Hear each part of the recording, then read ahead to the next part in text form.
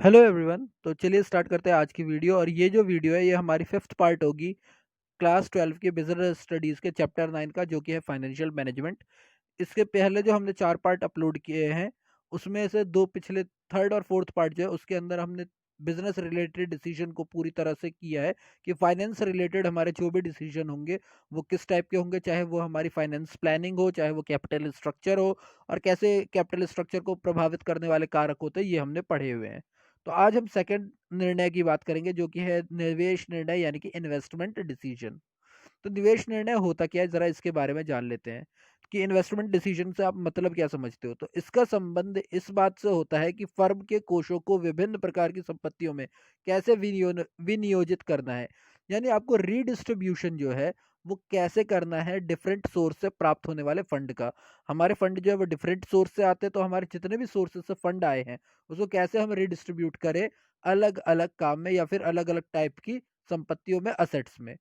निवेश निर्णय दीर्घकालीन अथवा अल्पकालीन हो सकता है, यानी they can be short term और लॉन्ग टर्म। अगर हम लॉन्ग टर्म की बात करते हैं यानी दीर्घकालीन निर्णय की बात करते हैं तो उसे हम लोग कैपिटल बजटिंग यानी कि पूंजी बजटिंग भी कहते हैं। इसमें कोषों की बड़ी मात्रा लगती है। आपको पता है लॉन्ग टर्म में हम जो भी काम करते हैं वो तो बड़ी मात्रा का लगता है, इसीलिए उसे हम कैपिटल नेचर के इन्वेस्टमेंट भी कहते हैं। देन कैपिटल बजटिंग हो गई। इसमें बार बार परिवर्तन नहीं किया जा सकता कि लॉन्ग टर्म की चीज़ है, बार बार आप उसे चेंज नहीं कर सकते क्योंकि इसका खर्च बहुत बड़ा होता है। यह निर्णय फर्म जोखिम पर प्रभाव डालते हैं क्योंकि आपका लॉन्ग टर्म में जितना बड़ा इन्वेस्टमेंट होगा आपका रिस्क उतना ज़्यादा बढ़ जाएगा। जबकि अल्पकालीन निवेश निर्णय को कार्यशील पूंजी निर्णय यानी कि वर्किंग कैपिटल डिसीजन भी कहा जाता है। ये हमारा क्या है, कैपिटल बजटिंग, और ये क्या है, वर्किंग कैपिटल डिसीजन।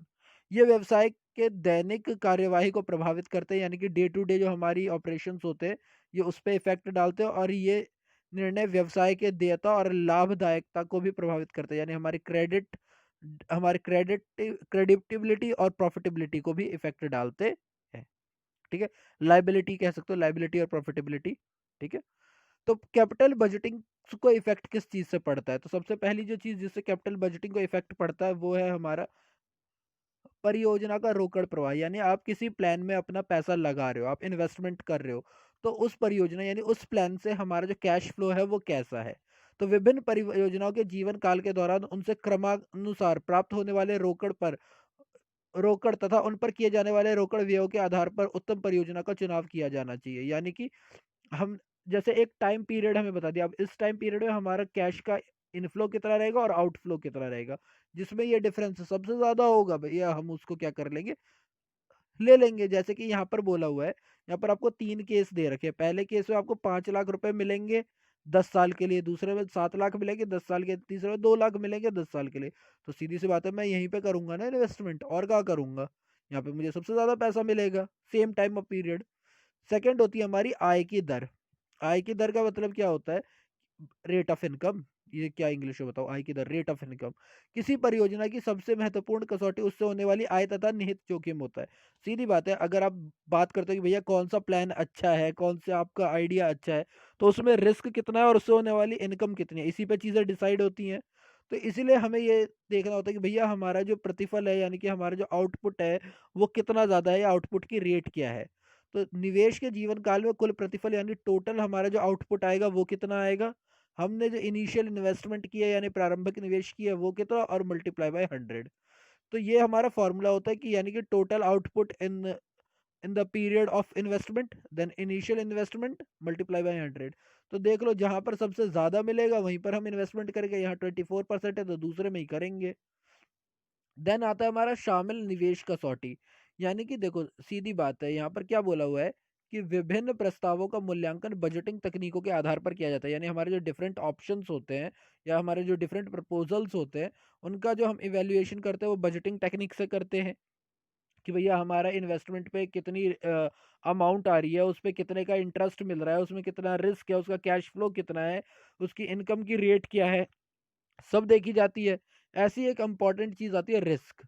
ठीक है, तो हमें उस प्रस्ताव को चुनना चाहिए जिसमें रिस्क जो है वो सबसे कम है। जहां पर मिनिमम रिस्क होगा हम उसे चुनेंगे। ठीक है, अब बात करते हैं भैया स्थायी पूंजी की कि स्थायी पूंजी क्या होती है। तो स्थायी पूंजी के बारे में थोड़ा सा पढ़ लेते हैं कि क्या बोला हुआ है, सॉरी फॉर डिस्टर्बेंस। स्थायी पूंजी तथा उसे प्रभावित करने वाले कारक होता क्या है, पहले तो ये समझ लो आप। दीर्घकालीन संपत्तियों में किए गए निवेश को स्थायी पूंजी कहा जाता है। देखो, एक तो ये मेरे को बार बार बताने की जरूरत नहीं, आपको पता है फिक्स्ड कैपिटल और करंट कैपिटल में क्या अंतर होता है। अब तक आप लोग रेशियो एनालिसिस वाला चैप्टर भी कर चुके हो और बैलेंस शीट भी बना चुके हो, है ना। तो जो एक लंबे समय तक प्रयोग की जाती है, फिक्स्ड कैपिटल कौन सा होता है, जो एक लंबे समय तक किए जाते हैं, और इसको हम लोग फिक्स्ड कैपिटल इसलिए बोलते हैं क्योंकि इसमें लॉन्ग टाइम के लिए इन्वेस्टमेंट की जाती है, ठीक है। अतः स्थायी संपत्तियों को दीर्घकालीन वित्तीय स्रोतों से ही प्राप्त करना चाहिए। जो हमारे लॉन्ग टर्म फाइनेंशियल सोर्सेस है, हमें वहीं से हमेशा क्या करनी चाहिए, फिक्स्ड कैपिटल खरीदनी चाहिए। फिक्स स्थायी पूंजी में सबसे पूंजी में बड़ी मात्रा में कोष लगाए जाते हैं, यानी ऑफ कोर्स इसमें ज्यादा फंड इस्तेमाल होता है, तथा ऐसे निर्णय में भारी क्षति उठाए जाए बिना क्षति उठाए बिना नहीं बदला जा सकता है। यानी कि सीधी बात है कि अगर इसमें हम हाई रिस्क नहीं उठाएंगे या हाई लॉस नहीं उठाएंगे तो इसमें चेंज लाना मुश्किल है। तो स्थिर पूंजी को प्रभावित करने के भी कुछ कारण होंगे। अब कुछ ऐसा भी होगा जो हमारे फिक्स्ड कैपिटल को प्रभावित करते हैं। तो सबसे पहली चीज क्या हो जाएगी, हमारी व्यवसाय की प्रकृति, कि हमारा बिजनेस किस टाइप का है। तो एक निर्माणी उपक्रम को स्थायी संपत्ति, यानी कि एक जो प्रोडक्शन कंपनी है जो प्रोड्यूस करती है किसी चीज के लिए, तो उसके लिए जो हमारी फिक्स्ड कैपिटल होगी वो क्या क्या होगी। फिक्स्ड असेट्स कौन कौन सी हो सकती है उसकी, फिक्स्ड असेट्स मशीनरी हो सकती है, उसके बाद उसकी जो हैवी मशीनरी होगी वो होगी, छोटी मोटी मशीनरी वो होगी, और इनकी वहां पर अधिक आवश्यकता होगी, इनकी ज़्यादा यूज़ होंगी। जबकि कोई कॉमर्शियल अगर बिज़नेस है, जो व्यापारिक है, जिनका काम सिर्फ़ बेचना वग़ैरह है, तो उनके संयंत्र, मशीनें आदि की आवश्यकता नहीं होगी, उन्हें हैवी मशीन्स की ज़रूरत नहीं होगी। तो यानी कि हम ये कह सकते हैं कि जो निर्माणी उपक्रम है, यानी जो प्रोडक्शन वाली कंपनी है, उसमें हमें ज़्यादा फ़िक्स्ड कैपिटल की ज़रूरत होती है। देन सक्रिया का मापदंड, अब ये क्या होता है हम ज़रा देख लेते हैं, इसके बारे में पढ़ लेते हैं। बड़े स्तर पर कार्य करने वाले संगठनों को छोटे स्तर पर कार्य करने वाले संगठनों के मुकाबले अधिक स्थायी पूंजी की आवश्यकता होती है। देखो, ये सीधी सी बात बोली है कि आपका ऑपरेशन लेवल क्या है। अगर आपकी बड़ी कंपनी है तो आपको ज्यादा कैपिटल चाहिए, फिक्स्ड कैपिटल चाहिए। छोटी कंपनी आपको कम फिक्स्ड कैपिटल चाहिए, क्योंकि बड़ी कंपनी को बड़ी बड़ी मशीनें लगानी है। उदाहरण के लिए जन उपयोग प्रतिष्ठान जैसे रेलवे को स्थायी संपत्ति के लिए अधिक निवेश की आवश्यकता होती है। अब ये तो सीधी बात होगी ना, रेलवे को ज्यादा चाहिए ही चाहिए, रेलवे को ज्यादा हमारा फिक्स्ड कैपिटल चाहिए। थर्ड होता है तकनीक का विकल्प। पूंजी प्रधान तकनीक का प्रयोग करने वाले संगठनों और श्रम प्रधान तकनीक का प्रयोग करने वाले संगठनों में अधिक स्थायी पूंजी की आवश्यकता पड़ती है, क्योंकि इन्हें बड़ी बड़ी मशीनें लेनी पड़ती है। तो ये तो हमने पढ़ा हुआ है। देखो, जब भी आपने इकोनॉमिक्स में, माइक्रो इकोनॉमिक्स में पढ़ा होगा कैसे उत्पादन करें, यानी कि हाउ टू प्रोड्यूस, देन हमारे दो आते थे, कैपिटल इंटेंसिव और लेबर इंटेंसिव। तो सीधी बात है, कैपिटल इंटेंसिव टेक्निक जो होती है वो हमेशा लेबर इंटेंसिव टेक्निक से ज्यादा महंगी होती है। ये तो सीधे, तो इसमें ज्यादा कैपिटल की जरूरत है ना। देन हमारा होता है तकनीकी उत्थान, यानी कि जो हमारी टेक्नोलॉजी है उसका विकास, यानी उसकी ग्रोथ जो है। जिन उद्यमों की संपत्तियां शीघ्र ही अप्रचलित हो जाती है उन्हें, यानी कुछ ऐसी कंपनियां होती है जिसमें कोई भी टेक्नोलॉजी आई और वो आए दिन चेंज होती रहती है। तो अगर कोई ऐसी कंपनी है जिसके लंबे टाइम तक टेक्नोलॉजी चलती है तो उसमें कम चाहिए होगा, लेकिन अगर कोई जो है जिसमें लगातार चेंज आता रहता है तो उसे ज्यादा स्थायी पूंजी की जरूरत पड़ती है। देन विकास प्रत्याशा, यानी ग्रोथ रेट जो होता है कंपनी का। ऐसी संस्थाएं जिनके पास उच्च विकास योजनाएं होती है, यानी कि प्लान है कि हम कैसे ग्रोथ करेंगे, उनको अधिक स्थायी पूंजी की आवश्यकता होती है, क्योंकि उनकी उत्पादन क्षमता बढ़ाने के लिए नए संयंत्र आदि क्रय करने होते हैं। यानी जो लॉन्ग टर्म सोच के चलेगा भैया, उसे पैसा भी ज्यादा चाहिए होता है। वो आप लोगों ने बदमाश कंपनी देखी तो है, बदमाश कंपनी में एक डायलॉग है ना, कि बड़े से बड़ा बिजनेस पैसे से नहीं, बड़े से बड़े आइडिया से बड़ा होता है। लेकिन उस बड़े आइडिया को पूरा करने के लिए उस मूवी के अंदर उन सबको बड़े पैसे की जरूरत होती है। तभी तो पहली बार मामा से उधार मांगते हैं और दूसरी बार उसी कंपनी में सारे दोस्तों को पैसे लगवा देते हैं कि भैया शेयर पे पैसे लगाओ। तो बड़ा आइडिया तो जरूरी है, पर बड़ा पैसा भी जरूरी है अगर आपको बड़ा बिजनेस करना है तो। देन आपका आता है हमारा डाइवर्सिफिकेशन, यानी विविधीकरण। विविधीकरण आता है। विविधीकरण क्या है, डाइवर्सिफिकेशन है। यदि कोई कंपनी विविधीकरण की प्रक्रिया को अपनाती है, यानी मल्टीपल प्रोडक्ट्स में हाथ लगाती है, तो उसे ज्यादा क्या फिक्स्ड कैपिटल चाहिए भाई, क्योंकि उसको अलग अलग टाइप की मशीनरी चाहिए। देन वित्त व्यवस्था का विकल्प की अगर हम बात करते हैं कि भैया फाइनेंस जो सिस्टम है उसमें क्या क्या ऑप्शन है।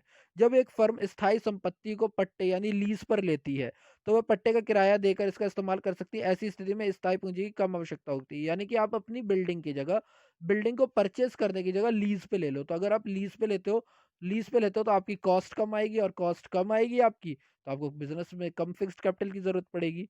एंड लास्ट होता है आपका सहयोग का स्तर। यदि कुछ व्यवसाय संगठन आपस में मिलकर एक दूसरे को सुविधाएं या साझेदारी कर दे, यानी कोऑपरेटिव हो जाए एक दूसरे के लिए, तो फिर वहां पर स्थायी पूंजी की आवश्यकता क्या होगी, कम हो जाएगी, यानी वहां पर फिक्स्ड कैपिटल जो होगा वो थोड़ा कम चाहिए होगा। तो इस वीडियो में हमने पढ़ा निर्णय डिसीजन यानी निवेश निर्णय यानी कि इन्वेस्टमेंट डिसीजन के बारे में, और हमने उसमें फिक्स्ड कैपिटल के बारे में पढ़ा और उसे इफेक्ट करने वाली फैक्टर्स के बारे में भी पढ़ा है। नेक्स्ट वीडियो में हम लोग वर्किंग कैपिटल के बारे में पढ़ेंगे और उसको इफेक्ट करने वाले कारकों के बारे में पढ़ेंगे। ठीक है, और उसके आगे की पढ़ाई करेंगे। तो तब तक के लिए स्टे सेफ, और कोई भी प्रॉब्लम होती है तो आप पूछ सकते हैं। Thank you for your time.